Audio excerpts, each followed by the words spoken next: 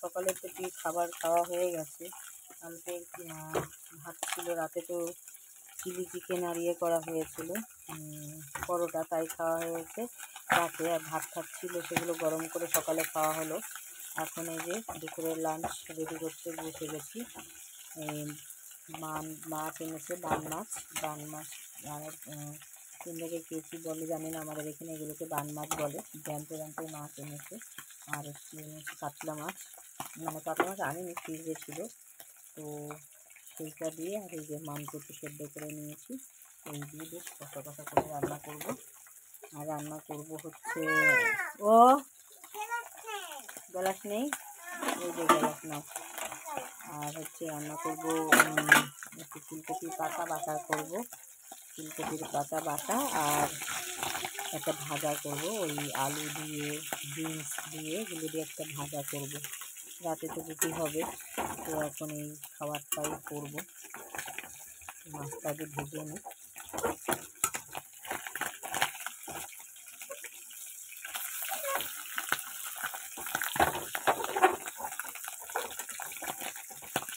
মাছগুলো খুব জ্যান্ত ছিল।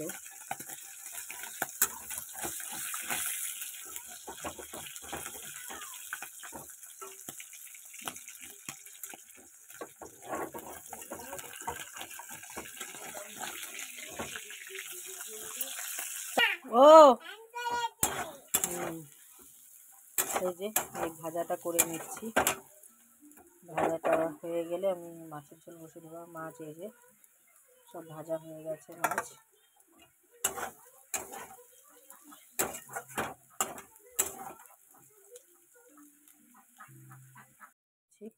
দিয়ে দিচ্ছি জিরে ফোড়ন।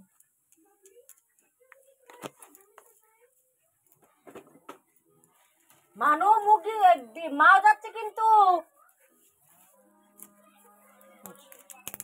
দিয়ে দিচ্ছি 2টো তেজপাতা,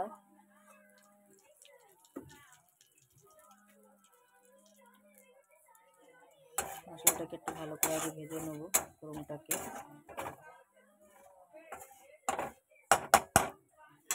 এবার দেবো কচু, এই যে সেদ্ধ করা কচু দিয়ে দিচ্ছি।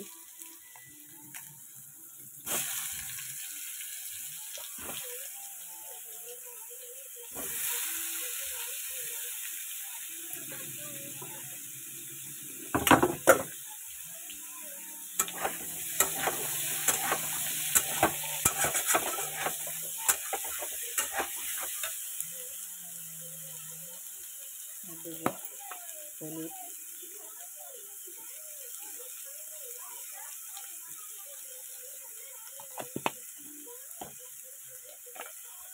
দেবো লবণ,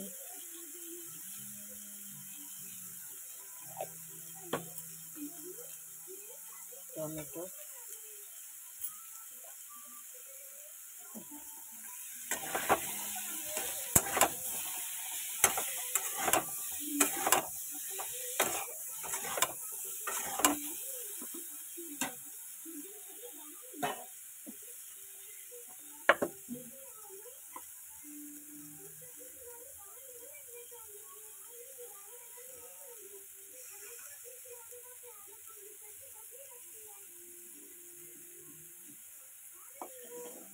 এবার দিয়ে দিচ্ছি মশলা।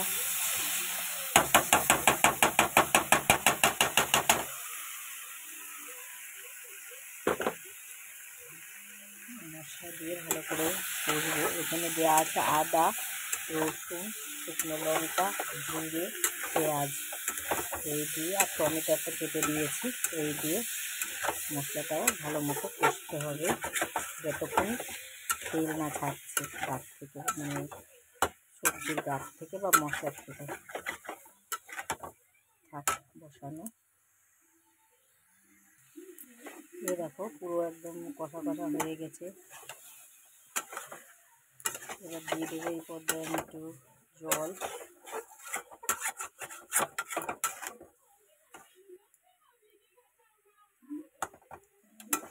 কিছুটা সেদ্ধ হয়েছে ভালো, মানে সেদ্ধ হয়েছে ভালো বলতে আমি সেদ্ধ করে নিয়েছিলাম, তার জন্য এত ভালো সেদ্ধ হয়েছে, নাহলে ঢুকি না কে জানে।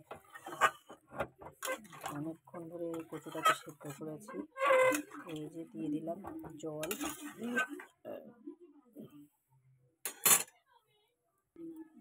মাছ দিয়ে দিলাম।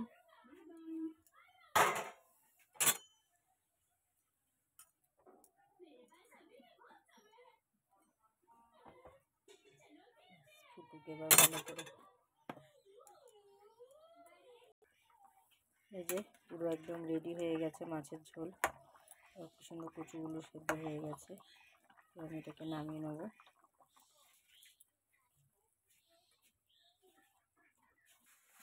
এই যে কচু দিয়ে, বান মাছ দিয়ে, কাতল মাছ দিয়ে করেছি। এবার চিংড়ি মাছ বাটাটা করে নেবো। কড়াইতে দিয়ে দিলাম তেল। কড়াইতে তেল দিয়ে এবার বসিয়ে দেবো। তেলটা গরম হোক আগে।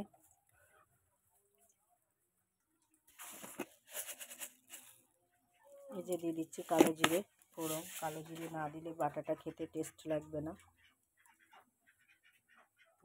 ঘা মারলে ঘা দিলে